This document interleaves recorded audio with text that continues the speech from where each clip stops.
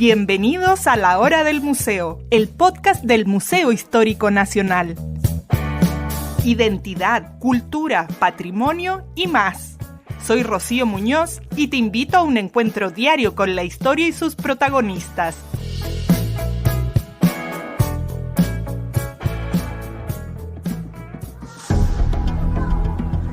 A comienzos del siglo XX, los países industrializados no tenían normas de protección para los niños y niñas. Frecuentemente tenían que trabajar con adultos en condiciones insalubres e inseguras. Fue así como en 1924 la Sociedad de Naciones aprobó la Declaración de Ginebra sobre los Derechos del Niño. Este documento expresaba que todas las personas debían reconocer el derecho de los niños a contar con medios necesarios para desarrollarse, recibir ayuda especial en épocas de necesidad, tener prioridad en las actividades de socorro, gozar de libertad económica, ser protegidos y poder acceder a la educación. Con motivo de los 100 años que se están cumpliendo de esta Declaración de Ginebra sobre los Derechos del Niño, profesionales de distintas disciplinas se reunieron hace poquito en las jornadas de estudios de la infancia. Está con nosotros Nicolás Araya, historiador, docente e investigador, además integrante del equipo organizador de estas jornadas, con quien vamos a conversar sobre los derechos de las niñas y niños y sobre el sistema judicial antes y ahora. Bienvenido, Nicolás, gracias por aceptar esta invitación del Museo Histórico Nacional. Es un gusto tenerte aquí en La Hora del Museo. Rocío, muchas gracias por la invitación y por considerar esta problemática que se gestó a raíz de las jornadas de Historia de la Infancia.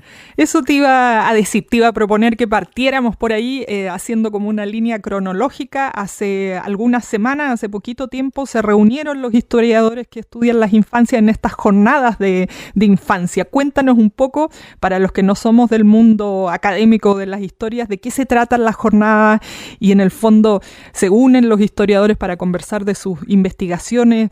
Cuéntanos cómo está esta dinámica. Bueno, mira, las jornadas tuvieron 3 días, quizá hubiesen sido 4, porque tuvimos mucha recepción, más de la que esperábamos, pero ya era mucho, así que lo tuvimos que cortar ahí.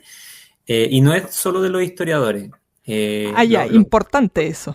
Sí, propiamente tal, los historiadores que hacen historia de la infancia son muy poquitos, porque es un tema que no es fácil llegar, entonces hay que llegarlo desde otras disciplinas, un cruce de fuentes y teórico muy transversal.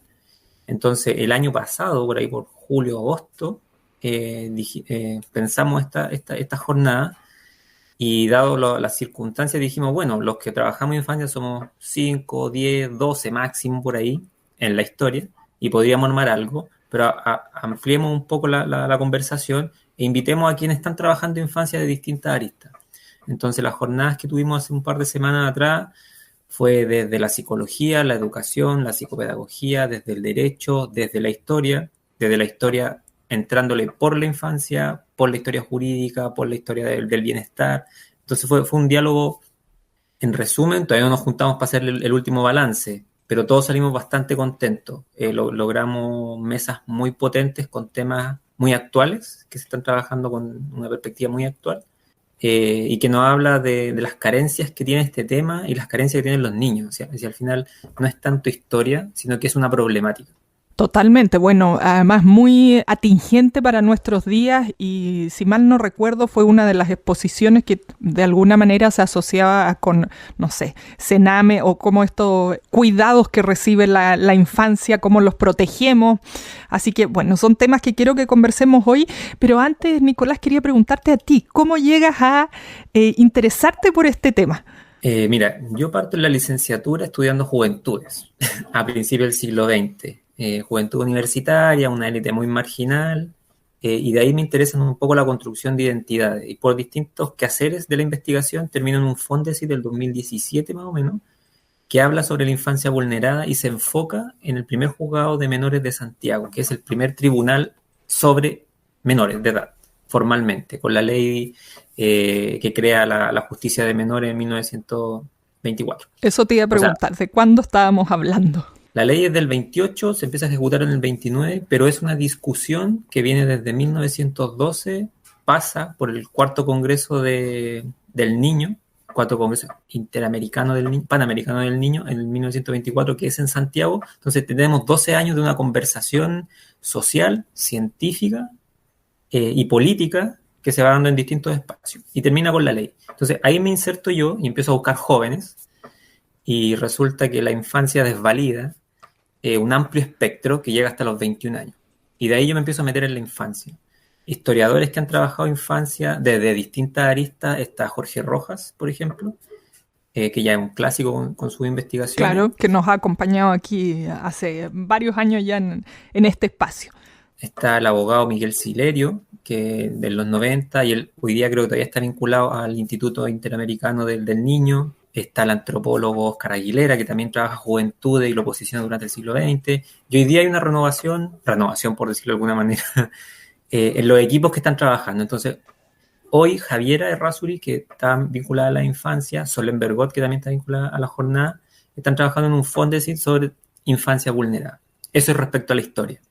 Investigadores de otra área hay un montón. Entonces, por ahí se teje un poco el camino y justo el año pasado en la Católica tuvimos un seminario sobre historia de la infancia y ahí fue como que se cruzaron los cables y fue como, oye, tenemos todavía la problemática sigue vigente. Javier Errázuriz tuvo una entrevista en la tercera creo que la semana de la jornada y era sobre el tema de mejor niñez.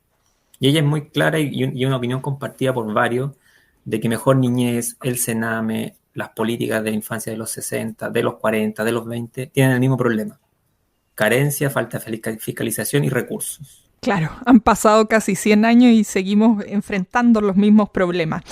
Hay muchas cosas que quiero preguntarte. Quedé con algo de lo que mencionabas de estos tribunales de la niñez o de la infancia. Lo voy a dejar un poquito más para adelante. Quiero preguntarte más sobre una curiosidad que me da a mí, que es como cuando pensamos en la historia, pensamos, no sé, en Grecia, Roma, los héroes, los próceres, y nunca así como yo digo de ciudadana de a pie, se nos ocurre que los niños pueden ser parte de la infancia o que eso se puede documentar y rastrear. Entonces, como no sé si también hay una historiografía de la historia de la infancia, desde cuándo comienza a ser sujeto de estudio los niños, porque hasta mi generación uno comía en la mesa el pellejo, los niños tenían poca voz y cero voto, y si pienso en la generación de mis padres, los niños eran como casi que invisibles, muy distinto a lo que ocurre hoy día, donde los niños son las reinas y los reyes de la casa y en el fondo los padres estamos como a merced de lo que ellos quieran. Algunos hablan de la dictadura de los niños. Entonces, bueno, ha ido cambiando esta percepción. ¿Cómo es que se puede hacer una historia de las infancias y por qué es tan importante hacerlo además? Es así el tema de la infancia. Es un tema que no hay por dónde entrarle, pero hay muchas formas de entrarle. A ver, los niños han aparecido en la historia mucho rato, o sea, desde la antigüedad Grecia siempre hay rastros de los niños. El tema es el rol que están jugando en esas representaciones y en esas evidencias que nos van dejando la historia. En una de las ponencias, Carlota Corda, que estaba investigando su tesis sobre las representaciones del niño Jesús y varias cosas en el presente, pero ella hace un recorrido desde la Edad Media hasta el presente de cómo va apareciendo el niño en distintos formatos, ¿eh? En distintas representaciones gráficas y en distintos roles. Entonces, una cosa es que aparezca y otra cosa es preocuparnos del niño. Entonces, siempre han estado presentes, pero la preocupación como sujeto historiográfico es, yo diría, fuertemente desde los 70, desde 1970, con la renovación que tiene la disciplina historiográfica respecto a los sujetos de investigación. Entonces pasamos en lo clásico a finales del siglo XIX, a principios del XX, de la historia política, militar, con los grandes próceres, a toda esta transformación que viene con la escuela más francesa un poco, después con la escuela inglesa, de preocuparnos de los sujetos comunes y silvestres, que son la mayoría, distintas conceptualizaciones, pero no voy a entrar en eso, y ahí aparece la infancia como sujeto de interés dentro de un contexto de la historia familiar, como sujeto de derecho un poco más adelante, yo que ando buscando identidades, entonces se va tejiendo. Ahora, personajes ahí, Philippe Arrié, Linda Pollock, me estoy saltando varias décadas, pero para dar algunos nombres. Y en Latinoamérica podríamos decir Susana Sosensky, que ha hecho un cruce entre justicia, niñez, emociones. Se ha ido trabajando. Los últimos 15, 20 años yo creo que sobre todo en Latinoamérica, para nuestro tema de interés, porque es una experiencia un poco más cercana, hemos tenido bastantes historiadores argentinos, mexicanos, y ahí venimos los chilenos un poquito más atrás, bastante más atrás, porque somos más poquitos, pero dándole vuelta a cómo acercarnos a la infancia. Y una de las problemáticas que tiene la infancia es que, ¿cuáles son sus fuentes? La gran mayoría son fuentes indirectas. Claro, porque si yo partía de mi base como muy del estómago, no muy instintiva de que los niños no son tan visibles, ¿cómo se puede rastrear entonces si no son como importantes? No sé, no votan, no, en el fondo no había derechos antes. ¿Cómo se rastrea esa voz o lo que está ocurriendo con ellos? Indirectamente, la mayoría de las veces. Primero, como sujetos de datos que están ahí, sabemos que hay un universo, una cantidad por los censos, en fin, los registros de las instituciones que trabajan con niños, desde las instituciones de reclusión a las instituciones de beneficencia, la escuela. En Chile hemos entrado mucho por la escuela, por la educación. O sea, escolarizados, no escolarizados, y ahí hemos jugado con eso. Pero encontrar sus experiencias propias, considerando que siempre hay para haber una mediación, porque es difícil entrarle directamente, incluso en el presente, diarios de vida, que también es una raya en el agua, porque el analfabetismo hace 50 años de ahí era bastante amplio, entonces hay algunos registros. Pero es un trabajo de mucho análisis y de este cruce de distintas perspectivas para poder decir y interpretar que lo que está ahí es mediado, pero algo nos quiere decir. Bueno, así ustedes han podido rastrear que los problemas siguen siendo los mismos de los años 40, 50, nos decía lo que tenemos hoy, año 2024, seguimos enfrentando la escasez de recursos, decías, la falta de recursos. ¿Cuáles eran los otros dos puntos importantes que estaban ahí? Fiscalización y gestión. Claro, totalmente. Gestión para ejecutar, una cosa es crear una ley que suena bastante bien y de ahí la otra cosa es llevarla a la práctica. Mira, para hacer el nexo un poco, los expedientes judiciales del Tribunal de Menores de Santiago y de ahí para adelante aparecen nuevas figuras, que no es la justicia clásica, porque uno de los espíritus de la ley en esa época era que los menores infractores de ley, los incorregibles, la infancia vulnerada, no llegara a la correccional, a la cárcel propiamente tal. Entonces aparecen distintos personajes que se van incorporando, que están los jueces de menores, están las visitadoras sociales, y están otros expertos, pedagogos, psicólogos, que en ese momento no era la categoría profesional como tal, pero era el perfil. Y aparecen los informes sociales donde se van dejando evidencias de los testimonios de los jóvenes y de los niños. Entonces hay evidencias varias donde dice el niño, no, yo me fui de la casa porque me peleaba mal con mi mamá o tenía malos tratos. Entonces ahí hay una pista de, ¿creamos o no en el testimonio? Bueno, si lo creemos, dice A. Si lo dudamos un poco, es A más algo. Entonces, hay una forma de llegar ahí a la fuente a través, en ese sentido, de la fuente judicial. Y ahí viene el tema de que vamos creando de alguna forma un perfil, por decirlo así. Tú nos contabas hace un momento que partes investigando las infancias desde una perspectiva asociada a la justicia. Hace algunos años, no sé, 20 años, más o menos 20, 25 años, cambió la ley con esto de la edad en que un menor se le puede someter, digamos, a un proceso judicial. De lo que tú indagas de estos inicios que nos mencionabas, ¿desde cuándo aquí en nuestra historia chilena, las niñas, los niños han sido sujetos de hacerlos pasar por un proceso judicial? O sea, considerarlos que tal vez son delincuentes. Alguna vez hemos conversado aquí con otros historiadores como de estos, ¿cómo se les llamaba? Como pinganillas o no sé, a los niños que andaban en la calle haciendo como delitos menores, por así decirlo. Cuéntanos esta área de la infancia, cómo ha ido evolucionando. Desde el Código Civil. Y desde antes también, pero remitámonos a la normativa de la República. Desde 1855 el Código Civil, 1874 el penal, existen estas bandas etarias con representaciones de responsabilidad.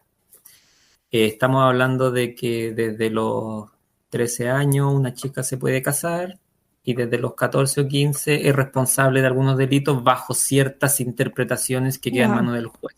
Yo estoy investigando el tema del discernimiento de la segunda mitad del 19 hacia el 20, porque ahí hay una dimensión etaria muy ambigua. O sea, la dimensión etaria es clara, pero la forma de representar las conductas es bastante sugerente en función de la opinión del juez. Entonces ahí llegamos hasta el 28. Y en el 28 se crea esta discusión en torno al discernimiento como concepto de las facultades para poder ser responsable o no de sus acciones. Y se toma como techo los 21 años y como base los 16. Entonces hay una edad en donde ahí los chicos son imputables penalmente de acuerdo a bajas ciertas Claro. circunstancias. La Pero, justicia de menores trata de que todos los menores de 21 salven y ya. zafen. Pero antes de la ley del 1928, la ley de menores, operaba el Código Civil y el Código Penal. Y ahí era bastante más estricto y los criterios eran más penales. O sea, no, había consideración por la infancia y por los niños, que evidentemente físicamente eran niños. Claro. Pero cuando ya dejaban de ser físicamente niños, entraba esta discusión de que, bueno, es niño, tiene 14 o 15, pero se comporta como un adulto. Entonces, ahí viene toda esta discusión que se desarrolla durante los primeros 20 años del siglo XIX. Y esto de discernimiento, ¿quién lo dicta? ¿Así como un psiquiatra, un médico? ¿Cómo nos ponemos de acuerdo de si realmente sabe como el bien y el mal? En el 19, el discernimiento, hay peritajes, hay abogados, hay un defensor de menores, hay un entorno de gente de bien con ciertas capacidades que Mira. va a poner un antecedente en favor o en contra de la conducta del menor de edad y del niño. Hacia el 20 empiezan a aparecer estos profesionales que de alguna forma dicen que si ciertas conductas son sí o no, y aparece la primera escuela experimental de psicología, ¿no? Claro. En el Instituto Pedagógico, y de ahí empieza este diálogo, siempre es un diálogo, y la carrera profesional de psicología es de los 60, no me acuerdo específicamente, pero el experto está, el conocimiento está, y es un apoyo a la justicia de menores hacia el juez, pero el que termina resolviendo es el juez muchas veces. No. ¿Y qué pasa con los niños que eran declarados culpables? O estos menores de 21, ya no nos pongamos niños, que son culpables, ¿a dónde iban? Los menores de 16 iban a los reformatorios, las casas correccionales para niños, que siempre estaban colapsadas, igual que hoy día. Y los que decían sí, obró con discernimiento, pero no es un adulto propiamente tal, terminaban en la sección de menores de la correccional, de adultos. Ya. El mejor escenario era terminar quedando con reclusión, el mejor escenario era terminar en una de las casas de acogida, entre comillas, de las casas de menores, y en Santiago el internado Alcibía de Vicencio, por ejemplo. ¿Y existe todavía ese internado? No, desapareció, no queda nada. Hay una investigadora que le siguió la pista, Jorge también anduvo buscando algo. Esto estaba en San Bernardo, cerca del Cerro Negro, que hoy día creo que sigue siendo del ejército, el terreno completo. Pero creo que no queda casi ninguna evidencia de la construcción. También le han costado encontrar los planos. Interesante. Son detallitos de la pesquisa. Así como para tener un referente con hoy día. ¿Qué tan distintas eran las cosas? Bueno, yo sé, no eres abogado hoy día, pero ¿qué pasa hoy día? Como así muy en resumido, para tener un referente. ¿Qué pasa hoy con un menor que por ejemplo, es detenido y ya ahí es declarado culpable? ¿Se va igual a ¿qué? ¿Se va al Sename, a una casa de acogida? ¿Qué pasa?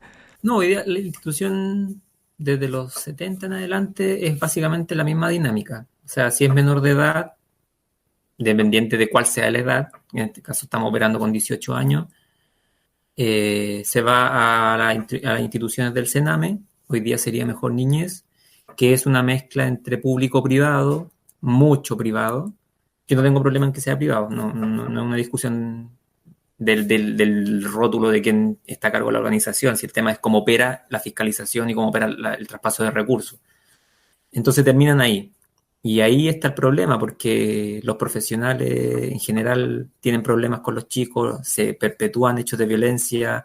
Hemos tenido 2 comisiones investigadoras los últimos 10 años sobre eso y los datos son terribles. Entonces, se perpetúa una dinámica de este eslogan, de preocuparse por el bienestar de la infancia.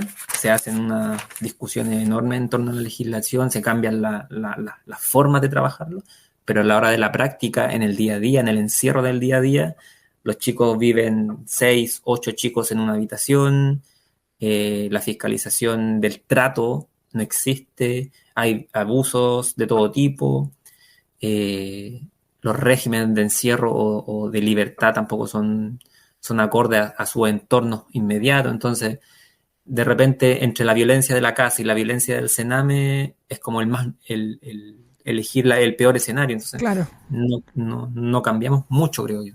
Bueno, tremendo problema. A mí me da como, no sé, se me aprieta el corazón que cada cierto tiempo salen los medios que esto está mal, y en el fondo ahí queda, se arma toda una, ¿cómo decirlo?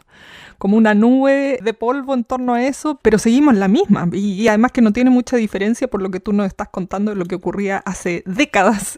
Mencionabas, por ejemplo, que ya existían los defensores de menores. Hoy día existe la figura de los defensores que se enfocan básicamente en menores. Está la Defensoría de la Niñez también, si no me equivoco en el nombre exacto.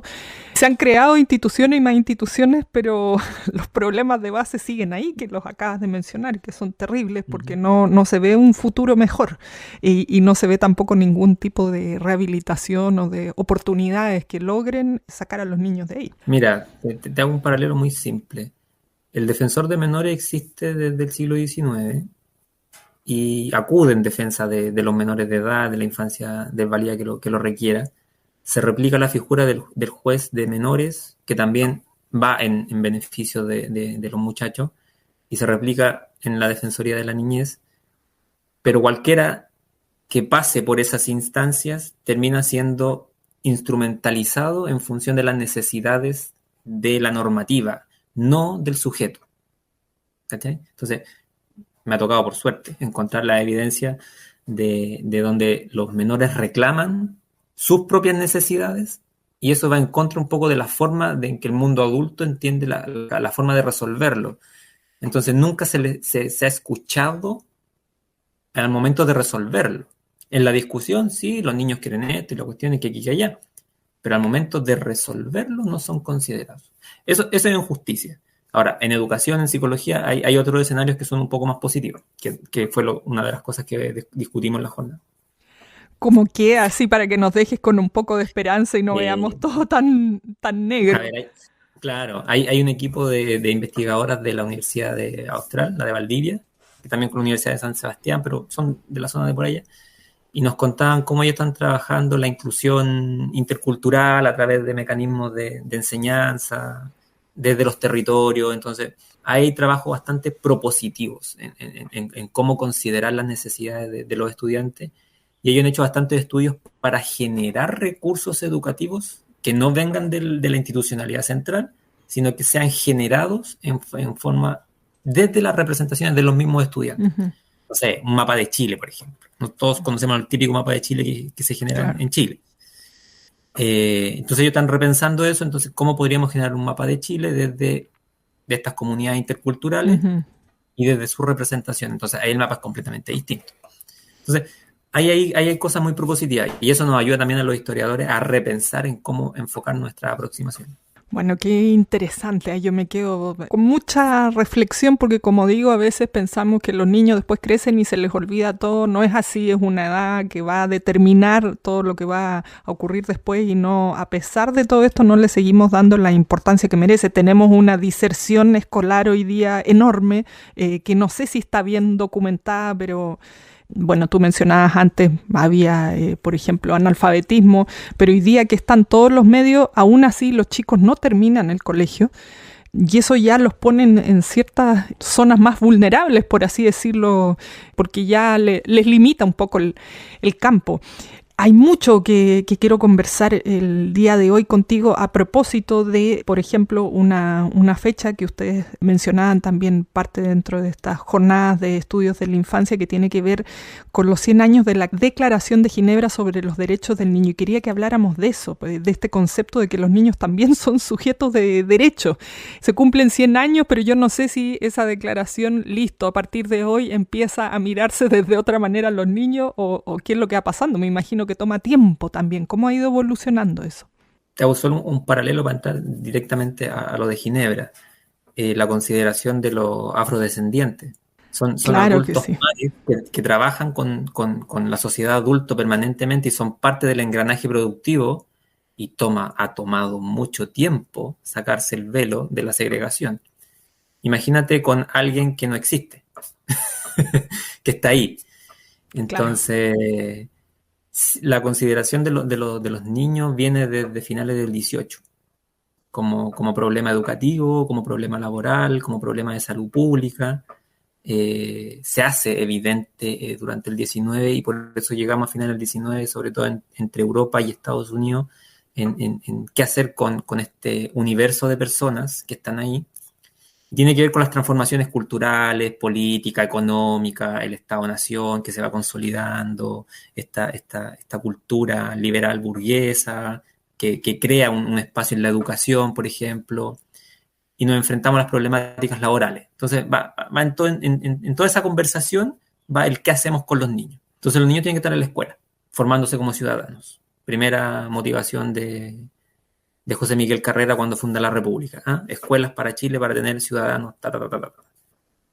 Ya, pues no tenemos escuelas, pues sí, hay que ponerle plata para que se creen las escuelas. Entonces ahí quedan los niños flotando, ¿no?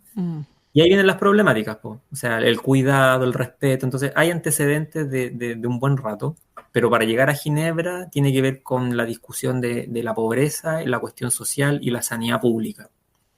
Y ahí los niños toman un rol protagónico porque terminan siendo niños. Tiene que ver también con la guerra, la Primera Guerra Mundial. Claro. Entonces, aparecen en el escenario a consecuencia de otros factores. Y la de Ginebra, claro, es una declaración que los reconoce como sujetos de derecho y termina de consolidarse en 1990, 1989, básicamente. ¡Wow!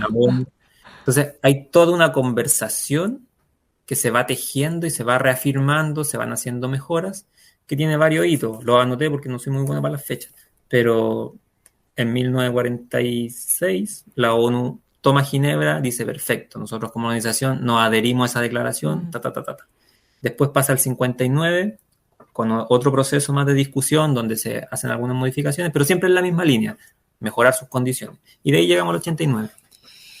La pregunta es, ¿soluciona el problema? No. Esa es la pregunta que hay que hacerse, ¿no? ¿Entiendes? Entonces, los derechos raciales, todos estamos de acuerdo en que no debería haber discriminación, tampoco soluciona el problema. Los derechos ambientales, ¿cachai? Entonces, es un proceso donde los otros, que no son los niños, tienen que entender y asumir esa forma de entender el diálogo. Chile lo ratifica en 1990 y lo ratificó nomás. Qué bien. Y tenemos el Senam, o sea, lo teníamos. Entonces, volvemos al punto de la discusión respecto a la justicia. Ahora, en educación, en psicología, en estados de bienestar, claro, hemos avanzado, tenemos una cobertura casi completa de educación en Chile.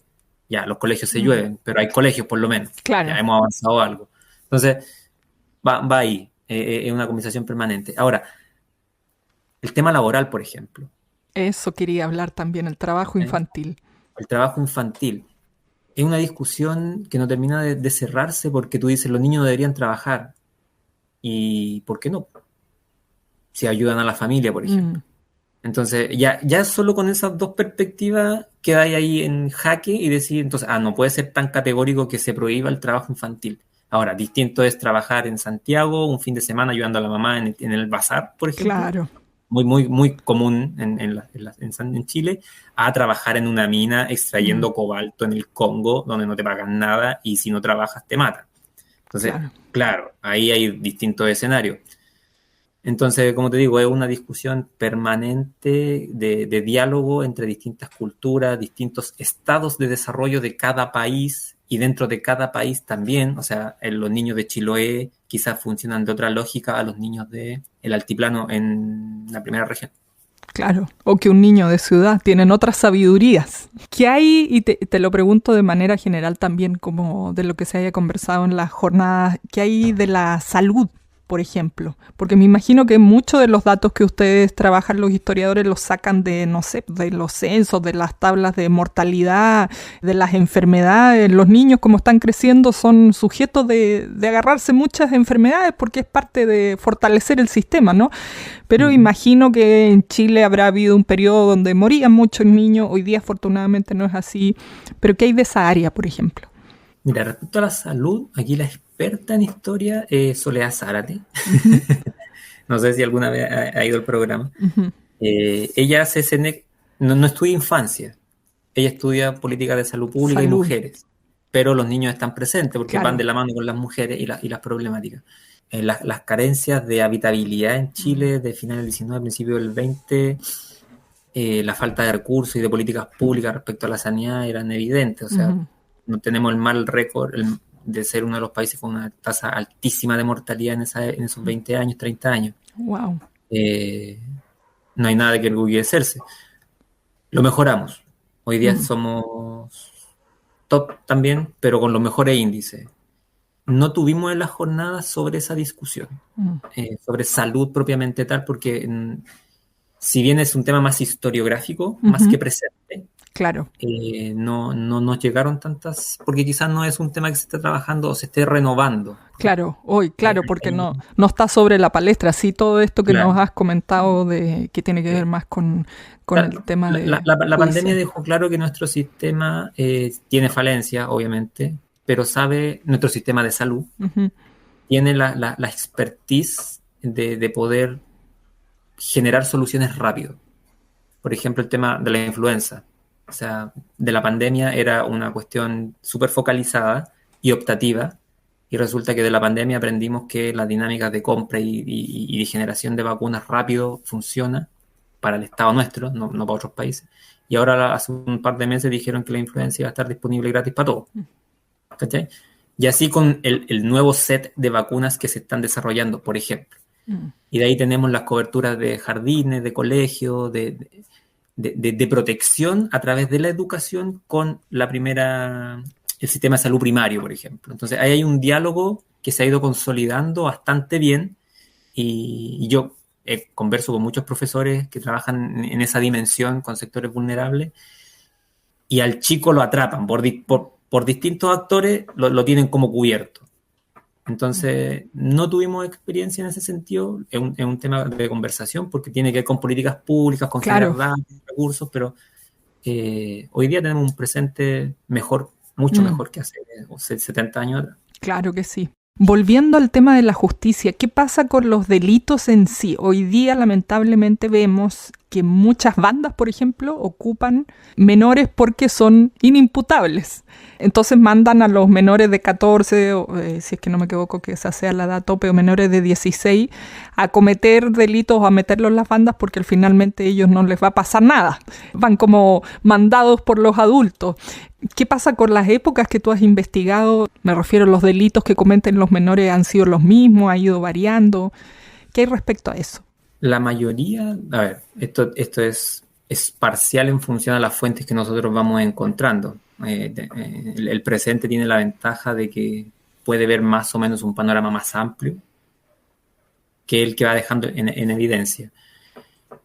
Yo tuve la oportunidad de investigar el Tribunal de Menores y ahí encontramos, para el año que nosotros investigamos, como 82.000 causas registradas, desde la 1 hasta la última del año 42. ¡Wow! Solo Santiago. ¡Oh, qué increíble! Pero pudimos acceder a 3.000 expedientes más o menos, que fueron los que quedaron. El resto no tenemos idea de dónde están. Y ahí hay causas desde robo, hurto, violación, poco de homicidio, porque quizás esas terminaban en el proceso penal, es una suposición que tenemos, abandono de hogar, discusión por alimentos, vagancia, la categoría de los incorregibles, que eran como los mal portados, muy mal portados. Entonces eran como delitos un poco más de orden social, más que netamente criminales. Tengo la sensación de que los menores de edad que participaban en acciones criminales no eran tan generalizados, sino que era más de desorden social. Obviamente si pertenecían a alguna pandilla, alguna cosa así, podían tener estar más cerca a hechos de ese tipo. Hay una investigación sobre la historia social del delito, algo así se llama, que analiza todas estas dinámicas de delito y ahí yo no me encontré con niños, por ejemplo. Adultos jóvenes sí, que no se sabía mucho la edad, pero rondaban entre los 20 y 23 años, por ahí, pero no me encontré con niños. Entonces tiene que ver más con ese desorden social, a consecuencia, supongo con algo de certeza, de las condiciones precarias de la sociedad, o sea, Claro. de la carencia de hogar, la falta de condiciones laborales, de la familia, no de ellos, y así, pues, una serie de antecedentes. Parte del ambiente que por supuesto nos va afectando a medida que vamos creciendo de maneras que siento yo que no consideramos todavía ni padres ni educadores, a lo mejor algunos los tienen más claros que otros. Nicolás, no nos queda tanto tiempo, pero me quedé yo con una duda desde el inicio. Estás ahora en tu doctorado. ¿Qué estás investigando específicamente? Mi intención, porque estamos en esa intención, buscando las fuentes, analizar experiencias emocionales de la juventud en Chile, a través, como puerta de entrada, de los expedientes judiciales desde mediados del 19 hasta más o menos la segunda o tercera década del 20. Parto de la conversación que hemos tenido sobre la injusticia de la infancia, que yo buscaba jóvenes, pero nos metimos en todo este mundo de la discusión de la infancia menor de edad, y ahí termino. Entonces hago un retroceso para buscar ciertas preguntas, por ejemplo, sobre el discernimiento. Cómo se construye y cómo va cambiando el concepto en función de reconocer o no reconocer al otro sujeto. Y de ahí entender la experiencia, de cómo dialoga la justicia con los jóvenes y cómo los jóvenes pueden dialogar con la justicia o otras prácticas asociadas a eso. También probablemente a través de las experiencias emocionales me vincule a otros grupos que son minoritarios, por ejemplo, los jóvenes de élite o los jóvenes que empezaron a dialogar con la educación secundaria superior, por conceptualizarlo. Pero me interesa un poco la identidad más común, la vida cotidiana y esa problemática. Que si bien hay algunas investigaciones sobre las juventudes en Chile, siempre están ligados, igual que la infancia, a la educación, al trabajo, a la justicia, poco de la justicia, pero hay, y mucho al siglo XX, una cultura dentro de la producción, el consumo, las expresiones culturales. Pero donde estoy buscando yo, los jóvenes no tienen educación, pues, o sea, no hay mucha escolaridad, es muy poco. Entonces ahí estoy buscando. ¿Y dónde buscas específicamente? Porque eso también uno después ve como las tesis doctorales, los papers, las charlas, pero todo ese trabajo que hay antes, ¿dónde se busca? ¿En qué tipo de archivos? ¿En las bibliotecas? ¿Cómo se rastrea esto? Somos ratones de biblioteca. Parto por muchos expedientes judiciales, abandono de hogar, discernimiento, estupro, donde llevo harto rato buscando expedientes judiciales, entonces ya entiendo un poco las dinámicas y dónde puedo encontrar ciertas pistas de ello. También literatura de la época. Ahora empecé a revisar manuales de conducta, entre comillas, valórica y conceptualización de ciertas cosas, donde dicen cómo debiese comportarse un joven. Entonces ahí viene el contraste de fuente y todo el cuento.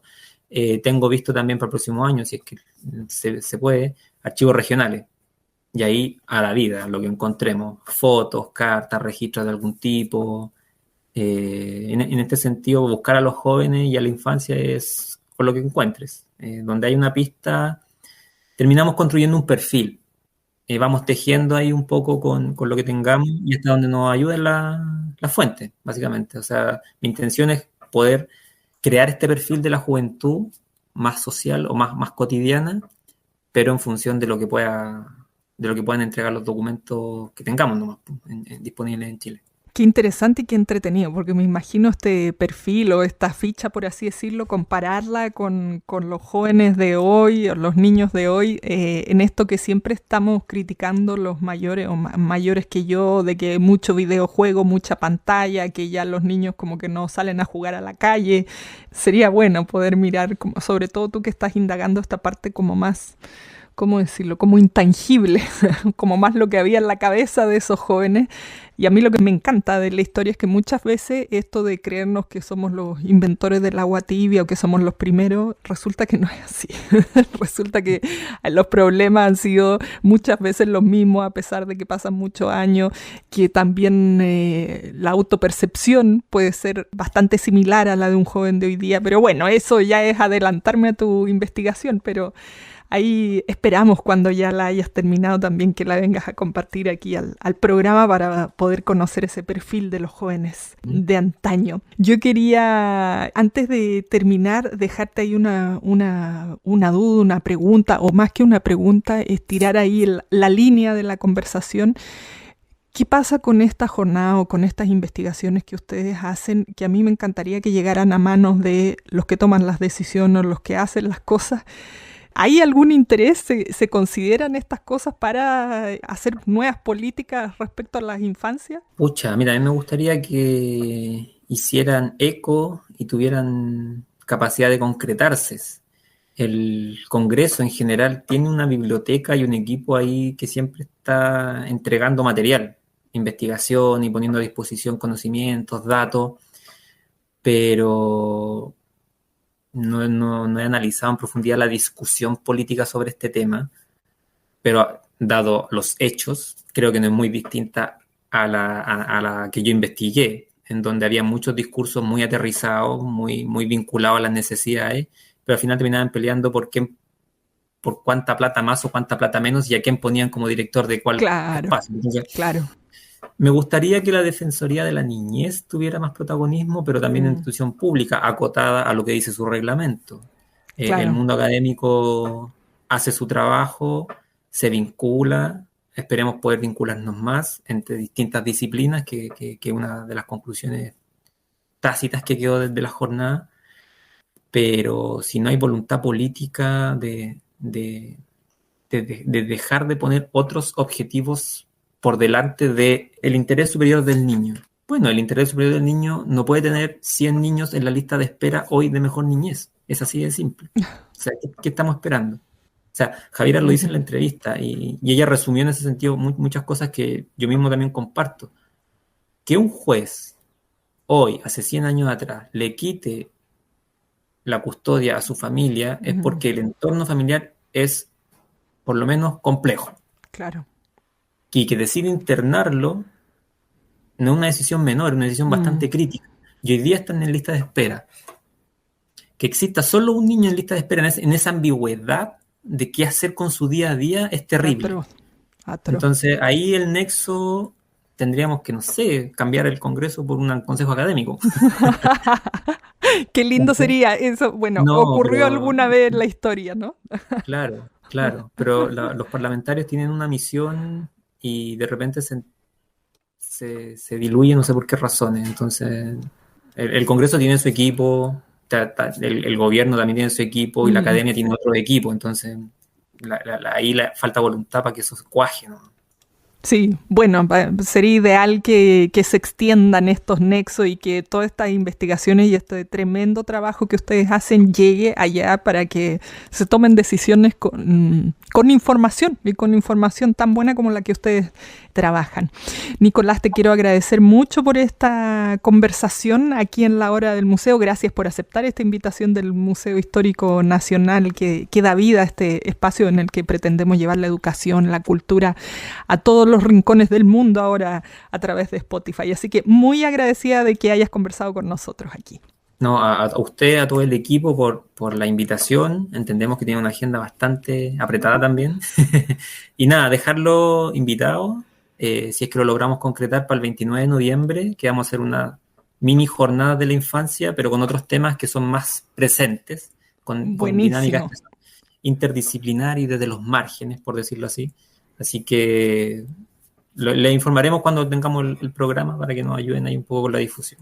Totalmente, vamos a estar esperando seguir conversando de estos temas que son urgentes, yo siento, para no solo en Chile, sino que mundialmente es un tema urgente que ya no podemos seguir escondiendo debajo de la alfombra. Así que muchas gracias, Nicolás, nos despedimos por hoy. Que estén bien, gracias. Esto fue La Hora del Museo, un encuentro cotidiano con nuestra historia, el podcast del Museo Histórico Nacional.